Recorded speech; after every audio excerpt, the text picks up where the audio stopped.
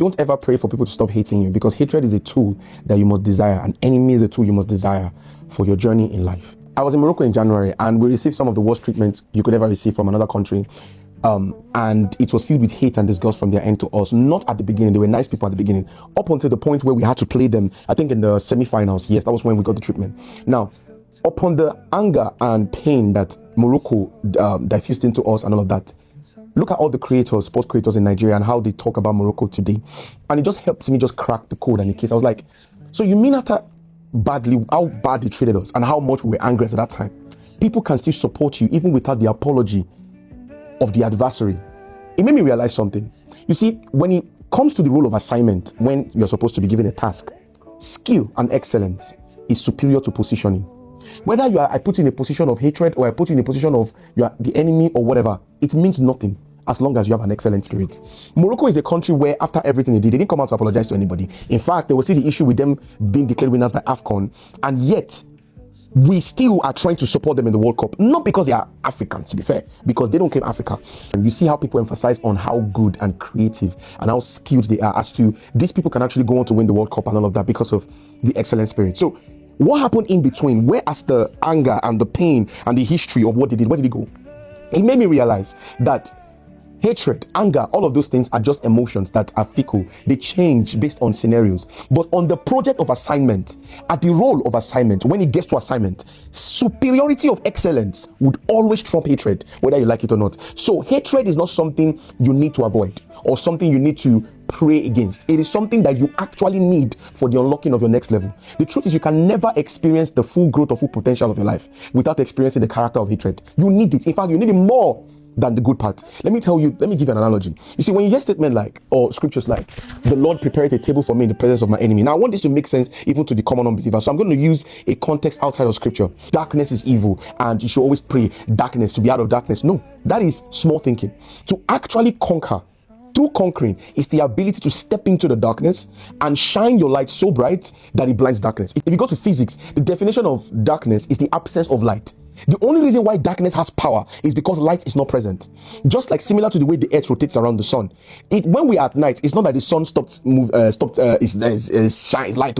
The light is still there. It's that we are back in it. In the sense that the place where you are per time is not facing the sun. That's why the light is not reaching you. That's it. It's not like light escaped. Sun is always constant. The sun does not move. It is the earth that moves and revolves around the sun. So what am I bringing out? What I'm bringing out is the only time you can true power is when you are static in your light in such a way that even when darkness tries to yield itself away from you, it must still turn back to you for what? For direction, for wisdom and knowledge. That's true power. That's true power. You will see people make statements like, I don't like this Tomide guy the way he talks about Ronaldo, but I can't unfollow him because of his other things. They still yearn back. They yearn back per time when they need my wisdom for something else, when they need my advice for something else. That is true power. It's not removing yourself from the enemy. You need them present. You need them on ground. That's why if you look at every sphere of life, it is pain, then elevation. Pain, then elevation. After 9 months of pregnancy, pain, life. Enjoyment. After 30 days of working, salary. You cannot experience the next level of your life without a level of period of pain, of darkness, or whatever.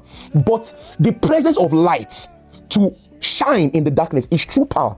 If I turn off the lights in this room now, let's say I turn off everything here, or I can't turn off the one at the back. But you see, as I've turned it off to this point, right? The problem, what has happened? The light has reduced. You can't really see me as clear as it should be. But what happens when you now want to fight the darkness? Let's say you say, guy, the way these people hate me is too much. I don't like it. Like any small thing, they don't hate me. That's not how to deal with it though. You want to deal with hatred, what do? Increase the brightness of your light. Increase it. Just increase it. Increase your wisdom. Increase your understanding. Increase your hard work. Increase everything around you. Increase it. Do anything your hand finds to do. Do it like your life depends on it. Do it like your life depends on it, because whether you like it or not, on the basis of assignment, skill and excellence will always be superior to positioning of hatred, to positioning of anger, to positioning of rejection. See, the enemy will call you to take a position of leadership in his camp because of your skill. If you did that, let's prologue history. Pharaoh was not a friend to Joseph, but the intelligence of Joseph to actually not just supply the revelation of that dream, but to actually give him a way out. That's intelligence. To say the dream is a gift. To actually give a solution is intelligence of a kind. Is one of a kind. And he made him Zaphnath Paneah. Pharaoh was not a friend to Joseph. He made him on the basis of intelligence. Whether you like it or not, opportunity will always present itself in the consistency you put yourself in your purpose. Whatever you are doing, do it with all your might. And whenever you see that you are experiencing bad energy and all of that, what you do, as far as it's not threatening your life, what you do is not that you complain or try to remove it. No, increase the light. Increase your own light. Now that light there is metaphor. It can be knowledge. It can be wisdom. So let's say you are talking about you are trying to do makeup, and in your area you are like one of the best makeup artists, right? And people are beginning to talk down on you. What do? Increase your excellence. Increase your excellence. Create more value. You don't fight corruption by tackling corruption. You fight corruption by creating value. That's it. Increase your excellence, because there's a point where your excellence gets to, even when they spread the rumors about you, people will still call for you because of the excellence of your delivery.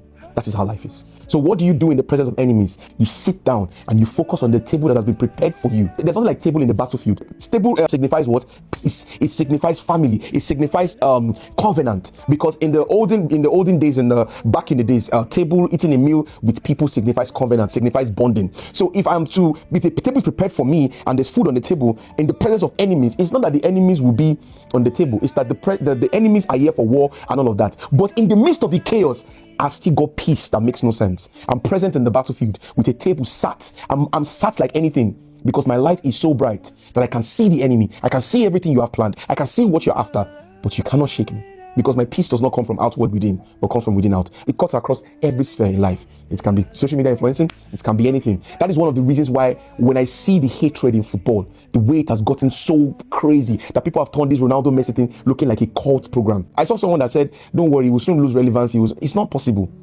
It's literally not possible. You can't lose relevance when you see, relevance is a byproduct of what you do behind the scene. Relevance is not something you get coincidentally. It's like you cursing Combo and saying, Combo, you will not be successful. He will be, because he's hardworking. It's like a wasted curse. I don't know how I'm going to explain it. There's some curses that they don't follow logic. It doesn't work. You're only exposing your own frustration. Point is, to deal with hatred, you don't run away from it. You feast in the middle of it, because you need to experience the character of the enemy. You need it. You need that adversarial energy. You need that darkness for your light to have meaning. That is the only way you can go through life. So your prayer point should change from, God, may my enemies not be successful. No. Prayer should be, may I find peace, and may my light of my journey shine so bright that even the enemy must be present on ground. They must be present. You must pray. I want enemies on ground. Because the only time your light has meaning is when even the enemy, the darkness, can turn to your light for guidance.